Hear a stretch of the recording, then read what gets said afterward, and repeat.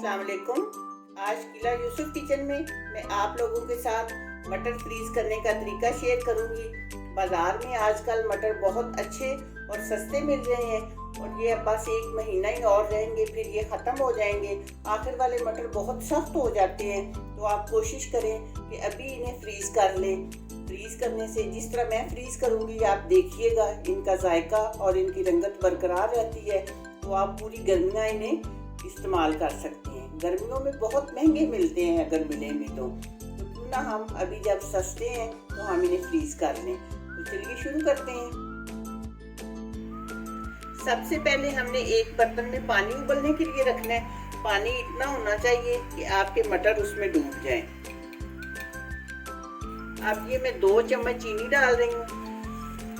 चीनी इसलिए डालते हैं कि एक तो मटरों का कलर जो है ग्रीन वो बरकरार रहता है, दूसरा मटरों में थोड़ी सी मिठास आ जाती है।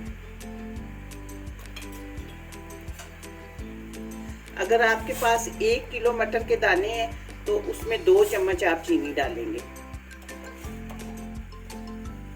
ये पानी को बॉईल आ चुका है और ये 1 किलो दाने हैं मेरे पास। ये पानी में डालने के बाद मटर हमने टाइम देखने घड़ी पे और 2 मिनट तक इन्हें चूल्हे पे रखने।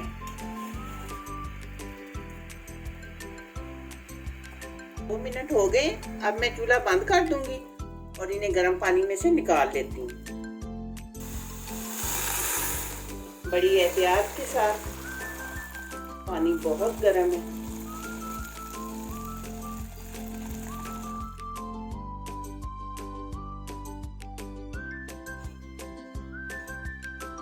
अब ये दूसरे बाउल में मैंने पानी रखा है।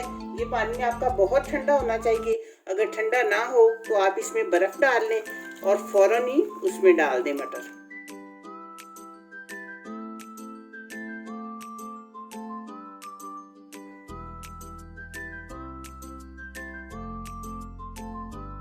ये ठंडे पानी में आपने तकरीबन 2-3 मिनट तक रखने हैं और फिर हाथ डाल के देख लें।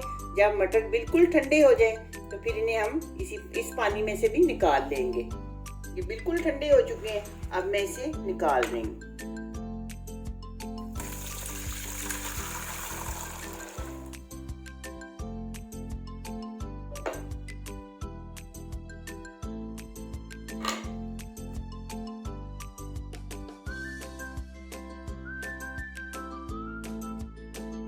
अगर बर्फ का कोई पीस अंदर है तो उसे निकाल लें।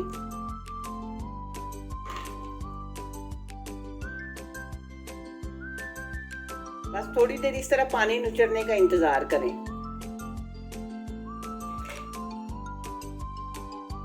ठंडा होने पर आप इन्हें जिप लॉक बैग में या प्लास्टिक के कंटेनर में अपनी ज़रूरत के मुताबिक जितना आपके घर ज़रूरत होती है उतना डाल के तो फ्रीज़ कर लें। ये बहुत आसान है फ्रीज़ करने, कोई मुश्किल नहीं होती। इस तरह के काम अगर हम पहले करके रख लें तो जिस चीज़ का मौसम ना हो फिर उसमें आसानी रहती है।